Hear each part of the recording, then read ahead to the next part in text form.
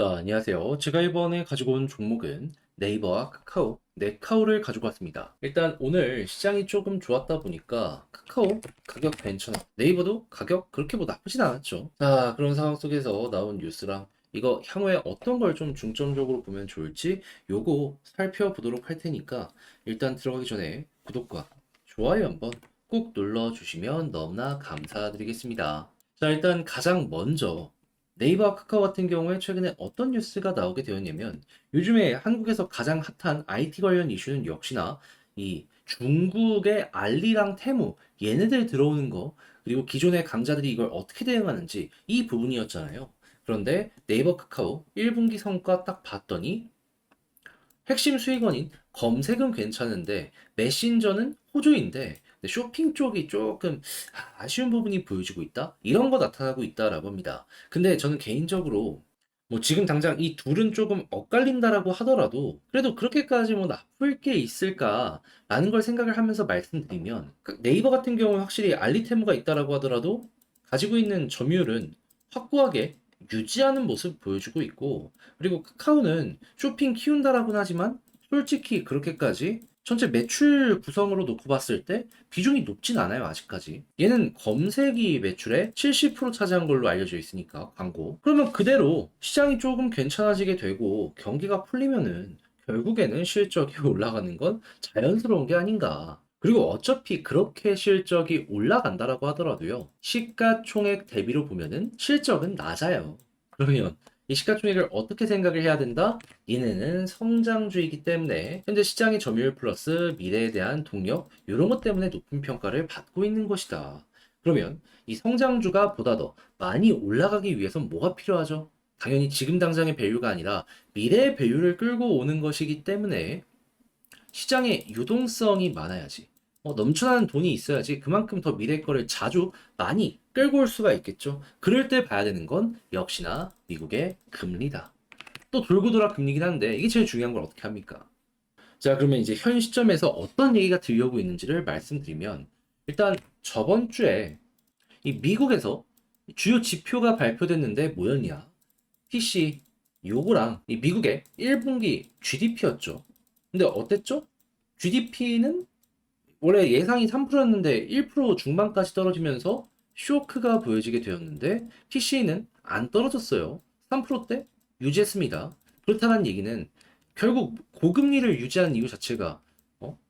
이것보다 이거 물가 잡기 위해서 하는 건데 아직까지 통하고 있다 안 통하고 있다? 안 통하고 있다. 하다 보니까 여기서 미국 쪽에서 실망이 조금 크게 나온 겁니다. 하지만 제가 계속 이거는 강조드릴 수 있는데 자, 경기가 안 좋으면 어떻게 되죠? 그러면 소비는 줄어들게 될 거 아니에요. 그러면 소비가 줄어들면 공급은 일정하다라고 하면 당연히 개당의 가격은 빠질 수밖에 없을 겁니다. 그럼 물가?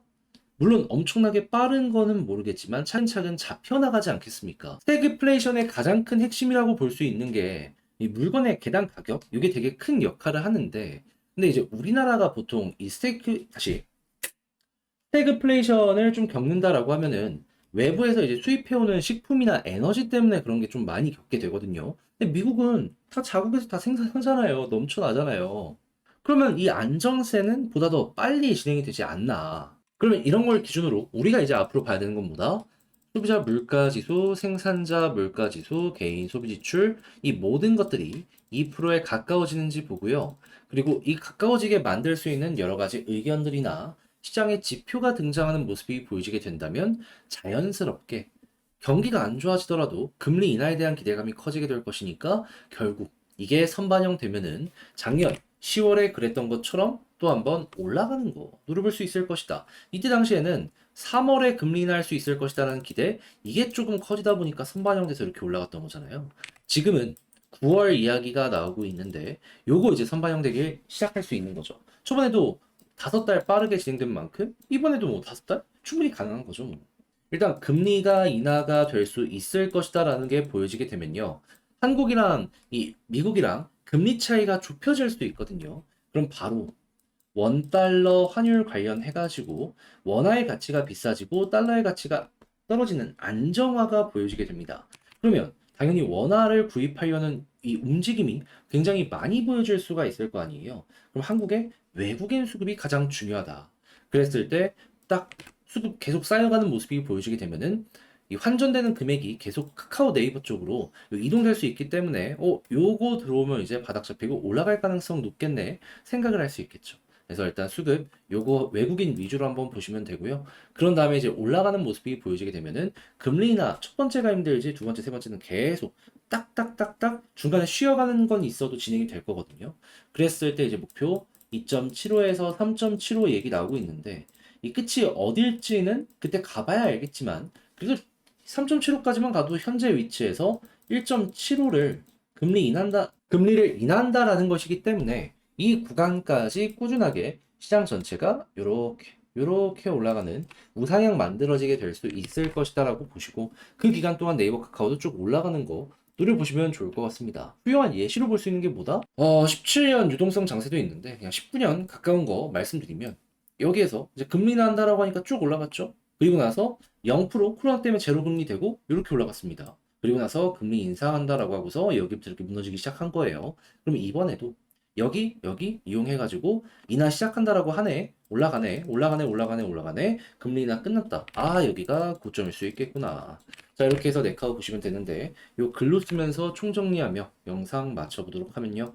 일단 첫 번째 나오는 뉴스를 봤을 때 뭐 실적이나 여러 가지로 놓고 보면 나쁜 건 없다. 하지만 가격에 결정적인 영향을 미치는 건 결국에 금리 유동성이기 때문에 이를 최우선으로 봐야 될 필요가 있다. 그리고 요거를 영향 미칠 수 있는 건 아까 말씀드린 이런 지표들이 2%에 가까워지는지 이거 보시면 되고요.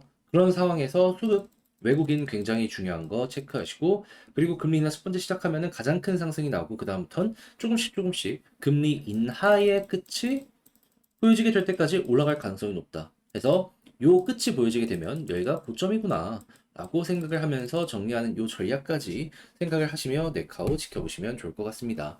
요 사이클이 보통 그래도 1년은 가기 때문에 1년은 괜찮게 볼 수 있다. 여기에 여러분들 포커스를 두고 두 종목 바라보셨으면 좋겠네요. 자, 이렇게 해서 쭉 한번 봤는데 어떻게 여러분들께 도움이 많이 되었을지 모르겠어요.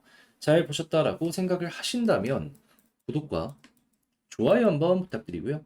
저는 다음에 더 좋은 영상으로 다시 인사를 드리겠다라고 말씀드리며 이상 주식 정리해드리는 주정남이었습니다. 여러분들 모두 오늘도 좋은 하루 되시고요. 이번 주 월요일 시작됐는데 화이팅입니다.